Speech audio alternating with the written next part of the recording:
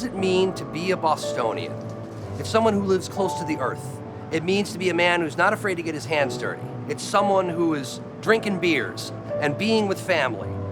Being Boston means being real. This is Boston Harbor. It was a place where Englanders could leave the chains of persecution of an old England and start a new England, or England 2, as it was called. But one thing's for sure, like most sequels, it's better than the original. This is Boston. If you're wondering why,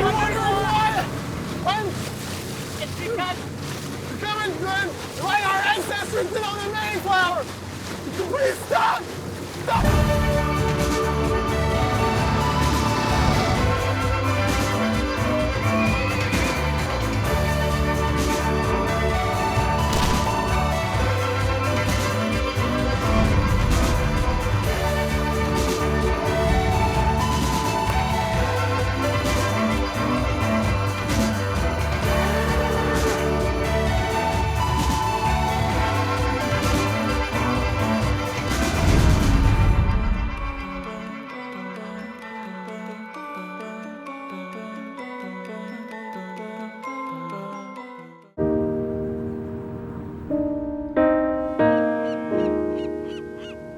There's no place you can get better Boston history than in a graveyard, otherwise known as a prison for the dead.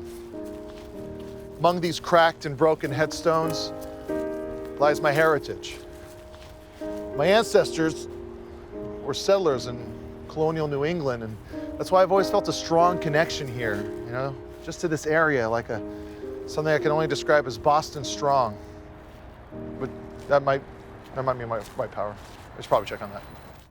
To find out more about my family's rich legacy here in New England, I met with local historian Nicole Hartzell. Your great-great-great-great-great-great-grandfather, Janias Ray, came to this town with his family from the north of England. That's incredible. Yeah. So here's a picture of him. Wow, look at that, huh? Isn't he? He's a homely guy, isn't he? Yeah, you're real stern and real... No, I think a lot of people thought he was mentally retarded. Okay, so what was he? Was he the mayor of the town? Was he the town crier? Did people come to him for stories? Would he regale the town? No. Actually, this is where the story gets really interesting. Shortly after Janias got here, the Salem witch trial started. A voice of reason and a crazy time, I'm sure. Not exactly, no. Janias accused more people than anyone in town. As a matter of fact, he's responsible for 37 deaths. Yeah, but those were probably the actual witches then. Witches are make-believe. There's no such thing as witches. Now. Right. So anyway, yes, they were mostly women who refused to marry Janias. That's sad, huh? Yeah, but also fewer witches. No, there were no witches. Okay. Doctors, teachers, wonderful people. So who didn't he kill then? Prostitutes, mainly. But then he died shortly after that, and he survived by his only son. Died a hero and his died of syphilis. Okay. And he had a son. He did have a son. Yeah, and I'm sure his son learned from his father's mistakes. So here's Janias Jr. He's burning a woman at the stake. The Salem trials are over. He just burned random women. Yeah, but she looks clearly like a witch. There were no witches. Here's Janias III. He would get prostitutes pregnant, and then he'd throw the baby in a dump. Okay, that's clearly him catching a baby that no, someone he else... would throw him in a dump. Finally, there you go. How about this? Goat fucker. That was his whole It looks deal. like he's helping. No, he would raise goats so he could fuck them. One of the things that the locals like to do is see the play, The Tales of Janias Ray. Why don't we bring your friends? Could come along and get the inside scoop. Even with the still very real threat of witches, this supposed historian and I drove out to Plymouth Plantation, where they bring history to life. I found yet another witch! No, please, sire. Now repent your witchy ways and show me your bosom! What about them? They are not witches, they are prostitutes. This I have checked many times myself. This can't be historically accurate. Oh no, it's verbatim. Yeah, but don't you think that... It's the good part. We've really got to get those boobies out. Can somebody please help her with the buttons on the back of it? What about boobies? That wasn't a word back then, was it? He invented the word boobies. I am Janias Ray, and that was 100% accurate. Now come with us for more. Every Ray has a small penis. It's the family curse. I thought you said he died of syphilis. This didn't kill him. No, the syphilis killed him. This only burned him. I am Janias Ray, and that was also 100% accurate. This is Janias Ray's descendant. I am not.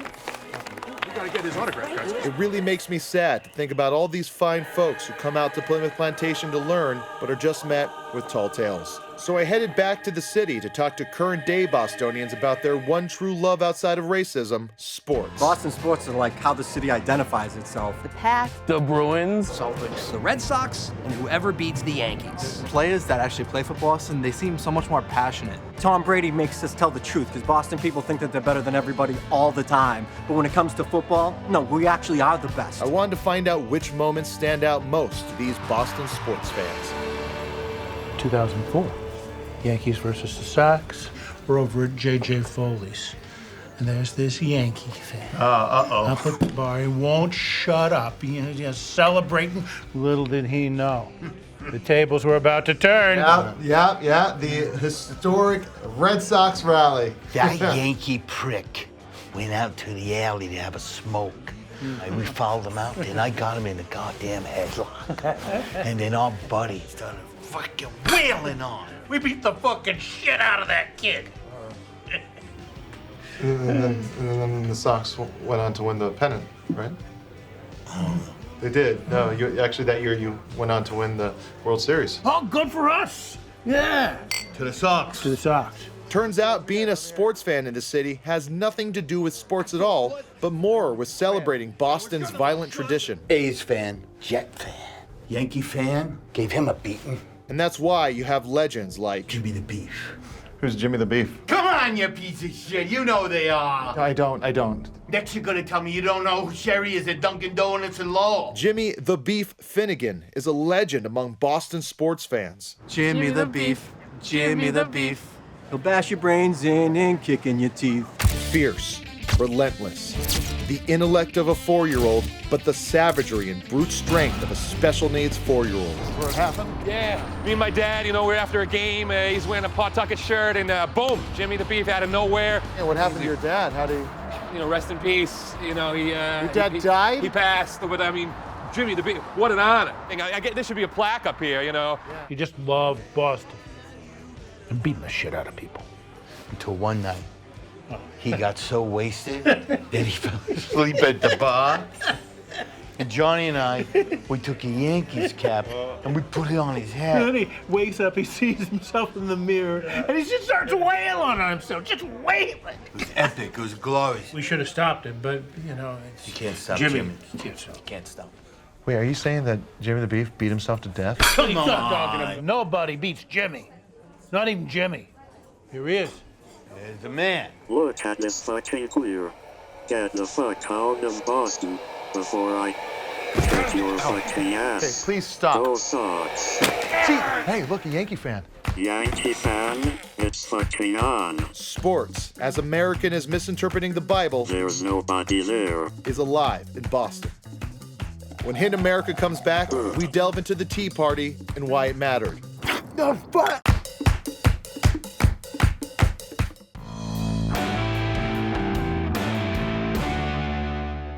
The thing that's different about the people from Boston is Their attitude. I often hate everything. We can tell you what to do, how to do, and where to go. New Englanders have a well-known reputation as being cold, Who gives a shit? but there is one man trying to change that perception. Bob Sanderson, self-proclaimed friendliest man in Boston. A lot of people think that Bostonians are, cold and just a bit disconnected and arm's length type of people. Hey, assholeish. These are things that just are on TripAdvisor. Completely untrue, Jonah. As a matter of fact, I'd say the opposite is true. We love to interact with people.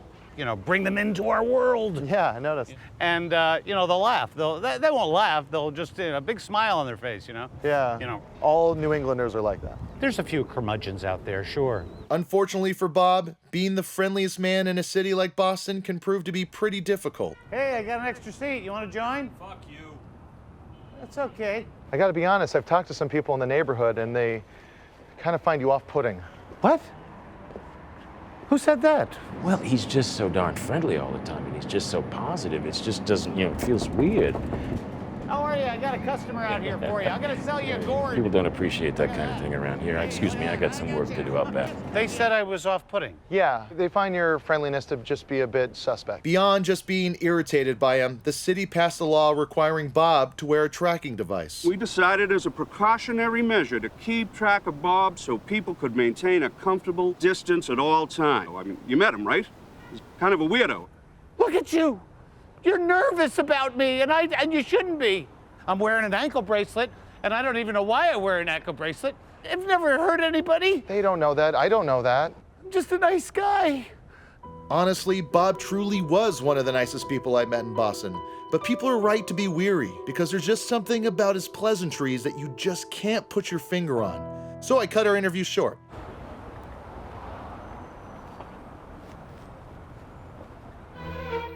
Boston is a city where art sprung to life in America's infancy, like a baby being absorbed by its twin in the womb before it could strangle it with its umbilical cord.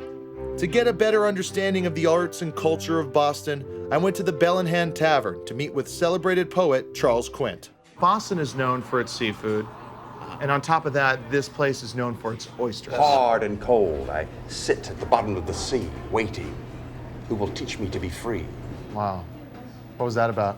That was about oysters. Oh, yeah, no, sorry, that makes sense. Yes. This place is incredible. Like, you really feel the history here. And I can see why it was inspiring to so many authors. Yes, well, to be inspired, one must come to the place that has inspired many others, right? Whether it be mother or father. I was looking forward to hearing more poems, but it turns out Hidden America wasn't the only travel show being shot at the tavern that day. Apparently, Scarfing USA with Chaz Duffy was shooting one of its gaudy food competition segments. Hey, looking good, Duff Nation, and I want to kiss every single last one of you. Hey, if it isn't Mr. Jonah, Ray! How you doing, Ray-Ban? Chaz, we're shooting our show on the other side of the restaurant. Hidden America? Yeah. Oh, man, I can't wait to see it. What channel is it on again? It's on a digital platform. A digital platform? What's that? A digital platform? It's not TV? It's where TV is headed, so... we are shooting our show over there, and you're being pretty loud. I'm not sure what you're doing. Oh, that's right. Scarfing USA is here in historic Boston with Chef Katie to see if I can take on the Oyster Onslaught. Katie, tell us a bit about the challenge. Well, I've got 25 oysters for you, and you've got 1 minute to suck them down. Oh, 1 minute. Let's see where that ranks on my scoff-ometer. Whoa! Level 5 scarf! Oh my God! I don't know if I can do it. Do you guys think I can do it? If you do, give me a hookaboo! That doesn't seem that bad. I could probably. What's that? What? 25 doesn't sound that hard in 1 minute? Yeah, it doesn't seem that hard. Oh, wow! It sounds like my homeboy JoJo is throwing down a little challenge for old Chaz and Mataz. No, I'm not gonna challenge. I'm not gonna do the thing. I don't really like oysters. Wussy hound! Wussy hound! Wussy hound! Wussy hound! Wussy hound! Wussy hound! Josie is a little wussy cat. You know what? Okay, yeah. With the crowd being split right down the middle and Chaz accepting my challenge, I figured I'd give the crowd something to really kookaboo about. Just, hey, can I get a kookaboo? That's my thing, JoJo. Yeah, sorry, just put him down, just yeah. Yeah, welcome back to Scarfing USA with Chaz Duffy. I'm here with Jonah Ray, and she and I are about to take on the Oyster Onslaught. Let me hear you say, a kookaboo! You hear that? They fucking love me, J-Bone. And you? I'm gonna dominate that skinny ass of yours. All right, guys, let the onslaught begin. Count us down. 3, 2, 1, let's go! There are 2 things you should know about me. 1, I never back down from a challenge. And 2, I'm deathly allergic to oysters.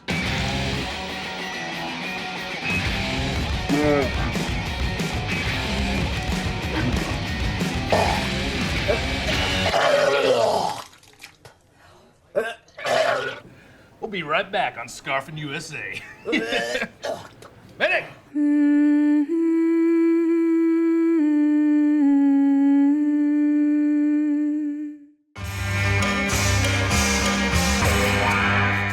1980s Boston was the comedy capital of the country. And if you talk to anybody about this time in comedy history, you'll find that you keep on hearing one name. Captain Mustache. Captain Mustache. Captain Mustache is a fucking legend. If you've ever seen a SWAT team break into a crack den, they run up to the door and they have that large pole that they swing into the door to burst it open. He was that pole in the crack den of Boston comedy. If it wasn't for him, there never would have been Stephen Wright or Kevin Meaney or Dennis Leary. We were all kind of doing our version of Captain Mustache. But then the weird thing is he just went away.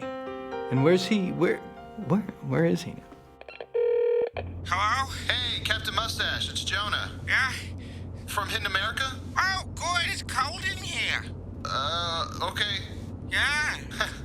Well, I'm just letting you know that we are on our way over to do the interview right now. Okay. Yeah, come on by. I gotta say, it's really exciting to be able to get... So we were able to track down Captain Mustache. He lives in Somerville, and I'm pretty nervous to meet him. Hold on. Hold on. Don't come down here. Just stay up there. No. Hi. No. Captain Mustache. Stay there. Hi. Oh. Hi, I'm Jonah. Hello, for the heater? No, I'm It's freezing up there. Yeah. No, stay right there. Hold on. Figaro fell asleep. Okay. What's going on? Yeah, I was wondering if you were still down for doing the interview? You know, I just talked to a guy who wanted to do an interview, too. No, that was me. No, you're you. Mm-hmm. But what I'm trying to tell you is I was having a telephone call with a guy, all right? I see you got cameras here, too. Yeah, so... You know, I just had an idea. Since you got all this stuff here, I should do this thing with you instead. Matt, That's a great idea, yeah. Hey, let me call the guy back and tell him I'm canceling on him.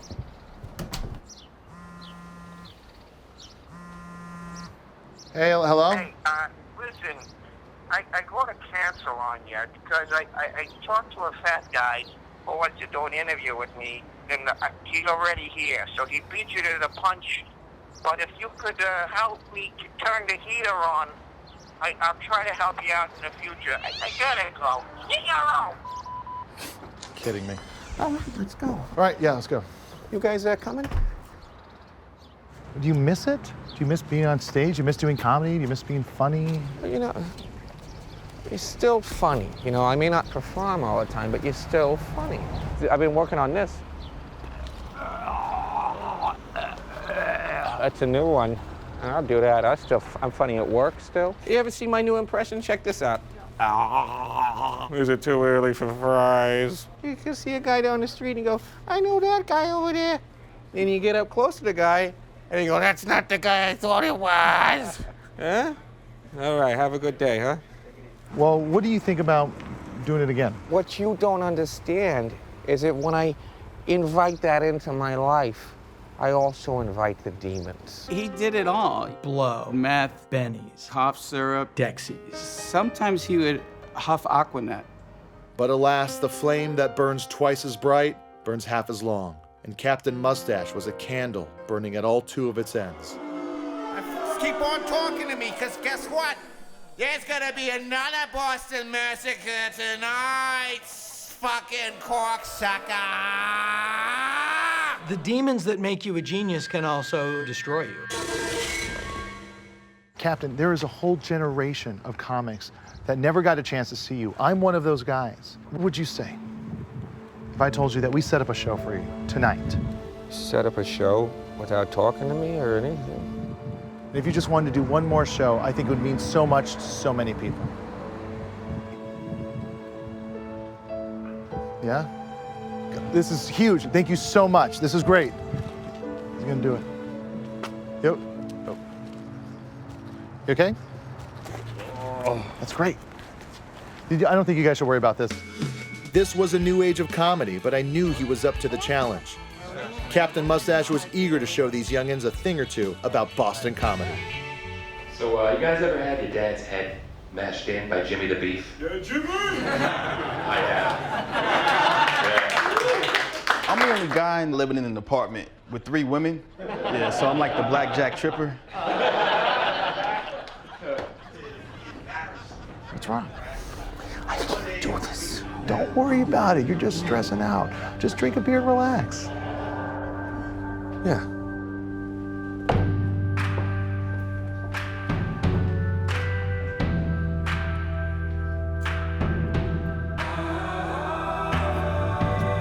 Where's that broad with that Jack and Coke? Hello? This is walking. I'm feeling a little bit better. Oh, great, great. I'm gonna go walk around and just look around. Yeah. Okay. Yeah, check out the All whole right. place. Okay. All right, cool. I'll be right here. Dating about the first part of dating, small talk. It's the worst, right? You gotta do it. You can never make big talk. You can never be like, hey, how's it going? I don't know if God exists. You never be like, The show was going great, but it had been a while since I'd seen Captain Mustache, and I was worried that he got cold feet. Turns out, I was wrong. Hey, Captain. You know what? I'm just getting prepared for the show. Yeah, I think you're on in one more, so. Oh, okay. You ready? Yeah, I'm good. Okay. Hi. This is my old buddy. How you doing? This is a fat kid with the fish lips I was telling you about. Mr. Hollywood? No. I was talking to the Cap. He says you're gonna put him in the movies. Well, no, I don't make movies. I just say you probably could have at the height of his popularity. You know, but you said it. Yeah, because if you do, when you do, you're gonna need ideas, right? I'm an idea man. I'm sure. We were just talking it over, the Cap and I, right? Like a buddy flick, like they're lawyers, but they're in space. It's the world's first outer space litigation drama. But funny because they're in space They're in and no space. one knows No one knows. who's in charge. See you out there in a bit. Hey! I said fucking space lawyers. Hey, thank you for all this. This whole thing has turned out to be quite wonderful. You guys ready for your main event? He's been gone far too long, but he is back. Please welcome the legendary Captain Mustache.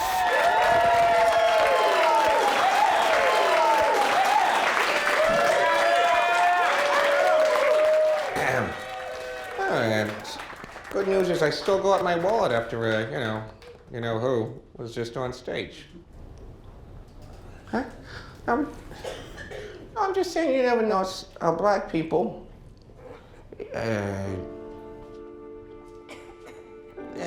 You ever go up to a guy and say, I know that guy over there, that's for sure.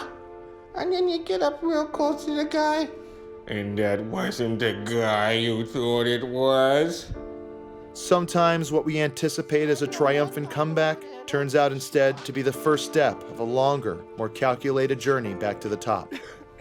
So what else is going on in the news? I really wish there was more of Captain Mustache's set we could show you, but it was at most 3 minutes until he got off stage. That's my paper plate from earlier.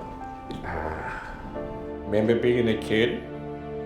Yeah. The time had come to bid our friend a farewell. Hey, wait and up. it was tough to leave, largely because through some loose talk and casual spitballing, Captain Mustache had somehow gotten the idea that he was coming back to Los Angeles with us. I brought Figaro.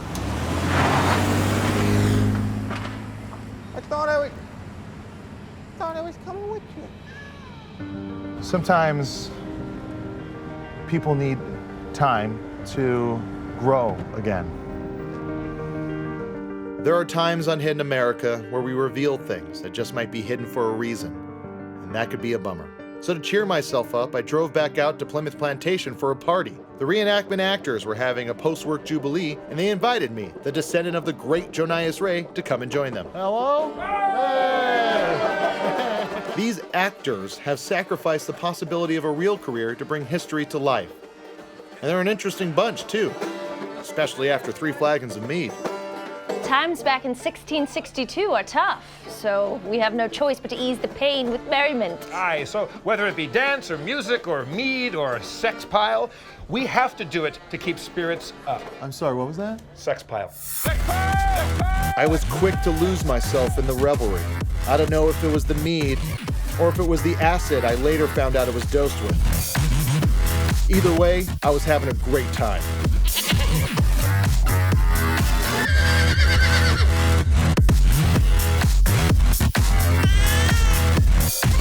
Witches are make-believe. There's no such thing as witches.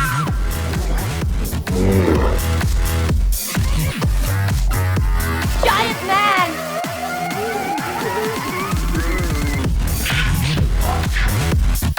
Witch! Witch! Witch! Witch! Witch! I see no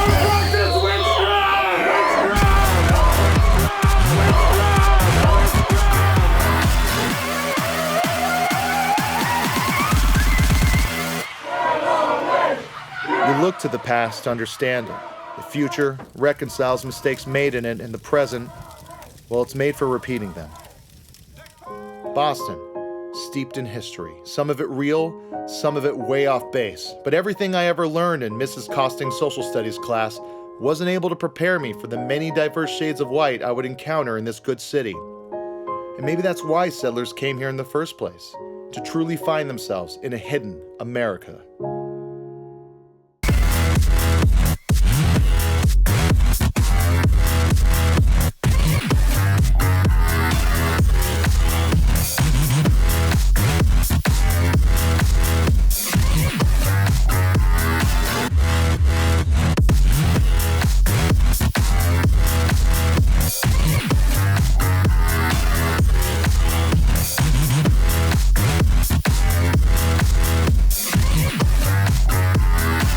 What's up, Duff Nation? On the next episode of Scarfing with Chaz Duffy, I'm in the place where it all started, Boston, Massachusetts, home of Marky Mac in the Funky Burgers. And I'm gonna see if I can take on... And also, I might ride a duck boat or two. Whack, whack, whack, check it out! Whack, whack, whack, whack, whack, whack.